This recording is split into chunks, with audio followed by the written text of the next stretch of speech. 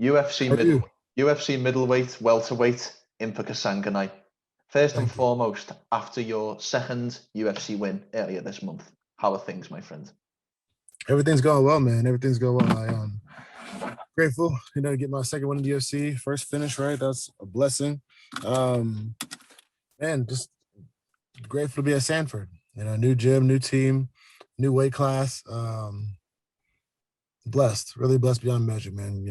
Doing what I love, and God blesses you. When you go do your job, and man, I'm grateful to be where I am.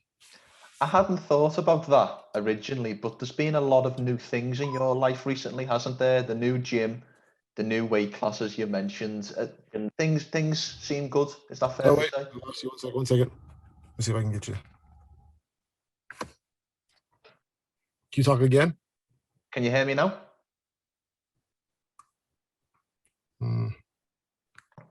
So, as I mentioned, there's been a lot of changes in your life recently.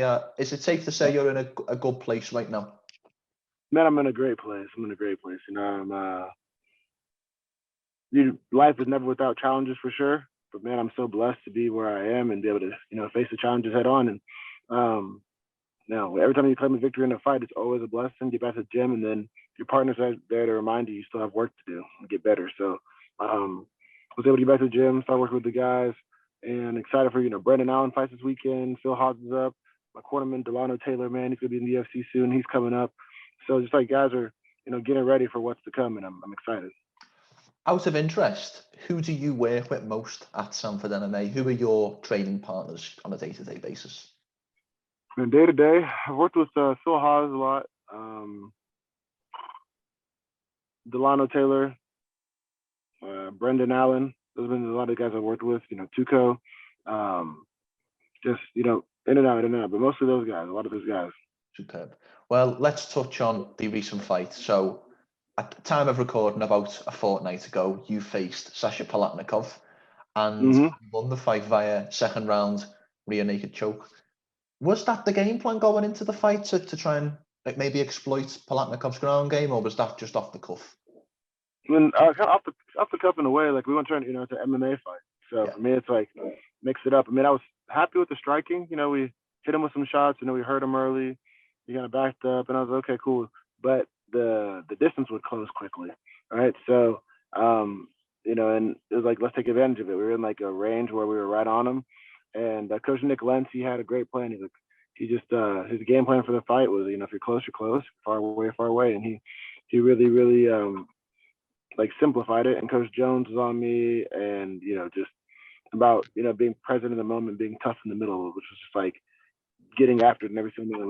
We hustled and got the victory, and it was cool because right before we dropped him, everybody got on the neck, got on the wall, or got him on the wall, then we got on his neck, and it was just cool. So it was like flowed and everything we worked through. Then a couple of weeks before that, Coach Rocha was kind of working on the finish like that in practice. If you don't have the hooks in and what you can do, and somewhat was not really doing too well with it in the training. I mean, this to what I was thinking, right? And then we kept doing it, and then it worked in the fight. So we're happy about that.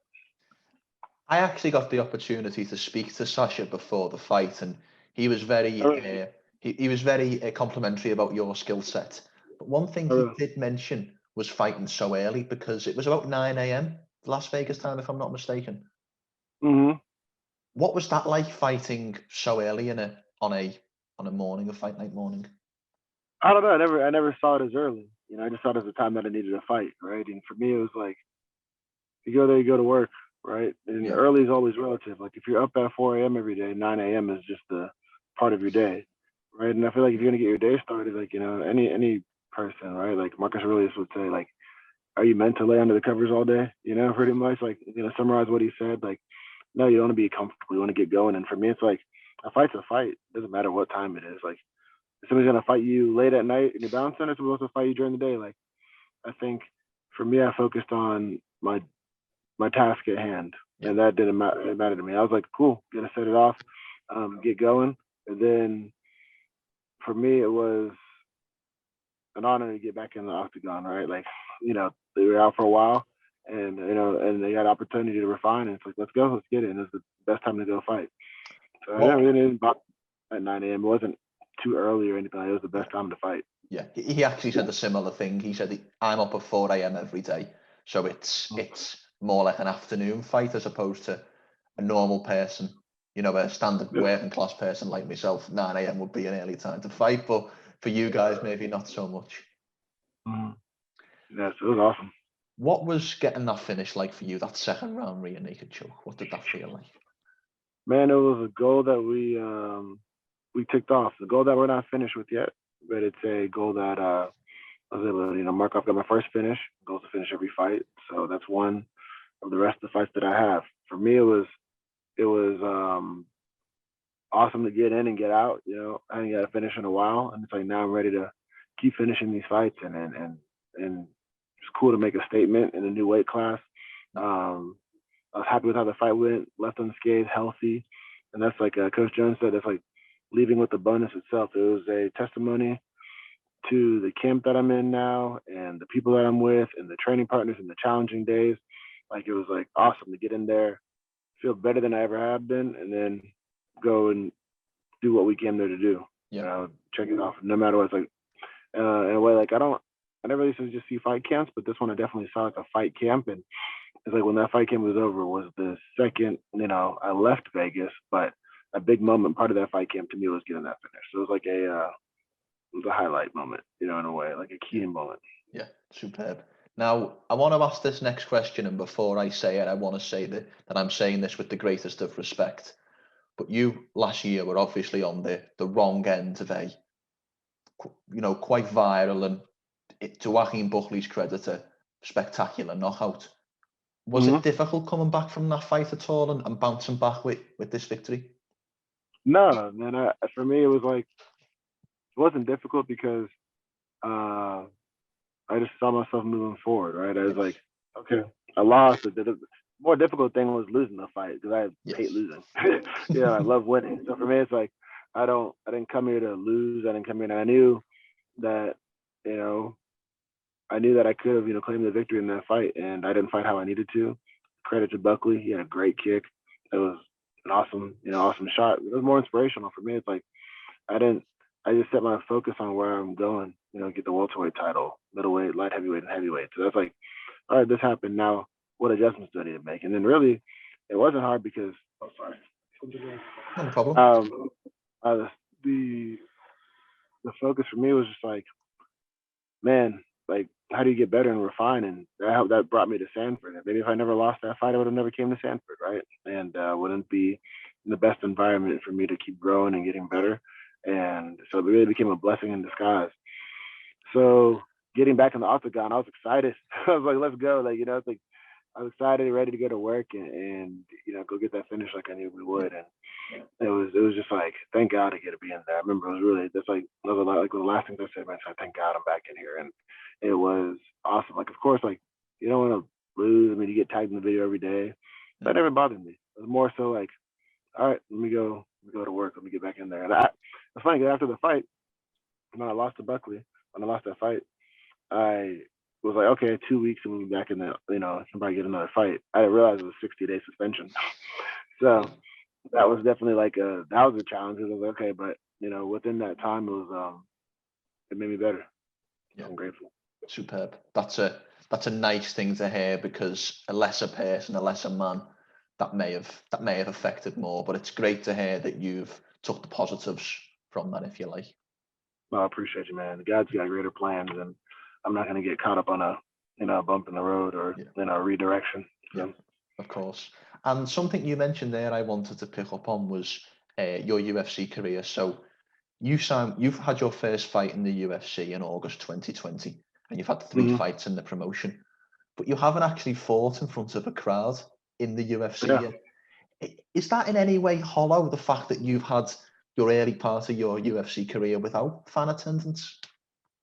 No, it's actually kind of funny. I feel like that's how it's meant to be. Like I started in my introduction to the UFC was a Contender Series the first time. We won. We didn't get the contract. There weren't a lot of people. I've been in venues that had more people than that. Then the second time was in Apex, which is home. Third time I fought was in the Apex a couple weeks later. Went to Abu Dhabi. Didn't go how I planned for it, but definitely went how God's seen it, right? And then I go back to the Apex, and it's like cool. So now for me, it's like it wasn't how I was like this is I'm so used to it, and that was my old normal. And I'm looking forward to my next fight. Trying to get on these like July 10th card and maybe the May 15th card, or some other fight that has a crowd, and I'm looking forward to it, man. Well, let's touch on that. Let's maybe move from the past, if you like, to the future.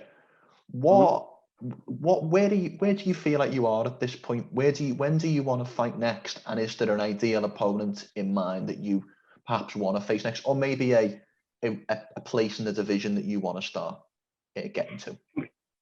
Okay, so yeah, for me, let's see.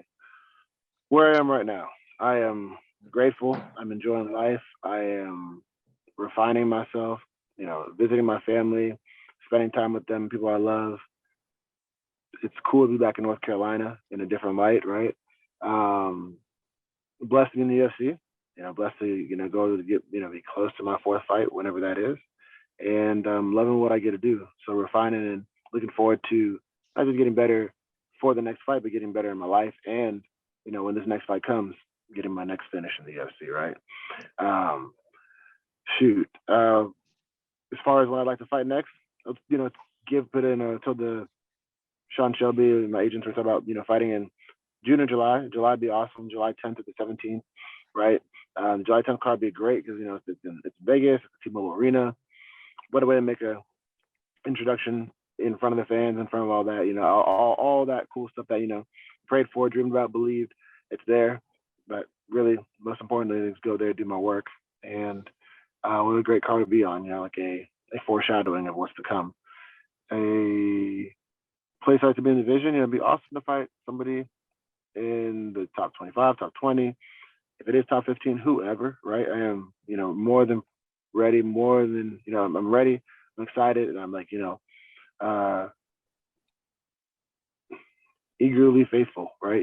Just trusting God that He's going to bless me with my opponent, and I'm going to go do my job because that's what I'm here to do. Anybody specific? I'm not really into calling people out in a way that just because I have an issue with them, but I respect Danny Rodriguez. I like the way he fights. I respect there's Mickey Gall, right? He's been in the division for a while. There's Sean Brady. I think he's top 15, so who knows if I get that fight or not. He's an excellent fighter. Really, I just see myself going into the division, putting myself in a place that I move up, hit top 15, God willing, top 10 before the end of the year, be awesome, or right there, and putting myself closer to the title, man, within a year, right? And that's they're not just being close to the title, but going to claim it, first title in the UFC. And man, there's some other solid fighters at 170. I'm still learning who they are. Miguel Baeza, Santiago Ponzinibbio fight is an interesting fight. Keenan Song.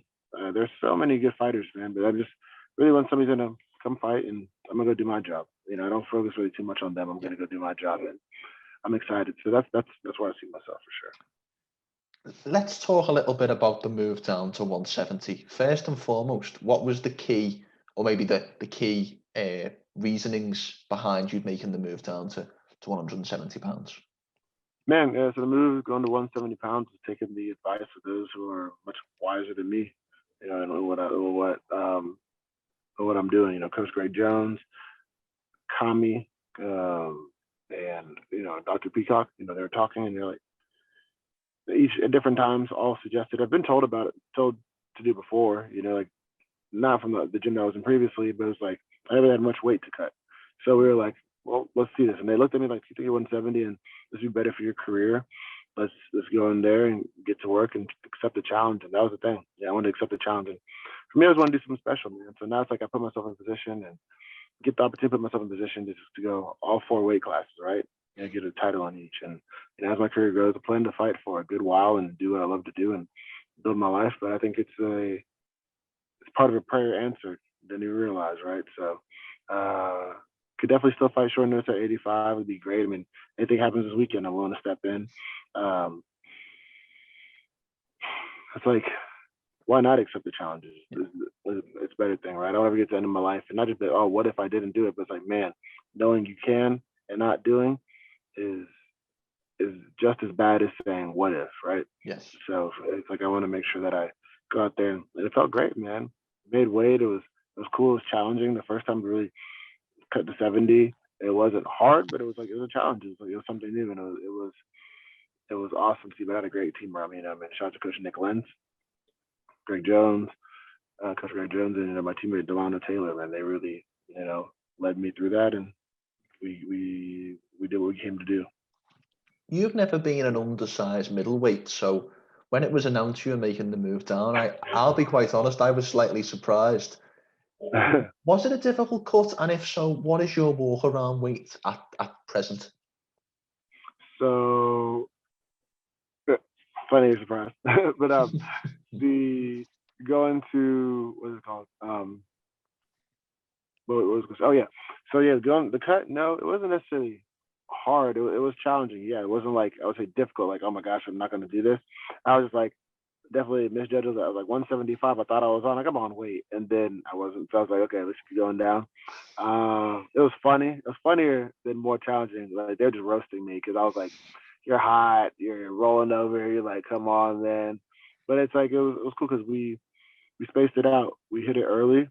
We hit everything on the front end of the process, and my coaches led me through a great weight cut. Like, I was able to rest. I was able to lay down for a while, get back to it, lay down, get back to it. And the next time, okay, we had this as the first one. Let's refine and get better. Current walk around weight, 94 to 96, right? 190 really is where I'm walking around now, but just no heavier than 194. So my goal is at 85. My focus is to make weight by every Thursday night, be able to make weight for weigh-ins on Friday. And I'm gonna do the same at 70. So I'll go probably walk around currently it's 190, 94. Next goal will be to 87 to 94 range and just keep my body there. So feel really good.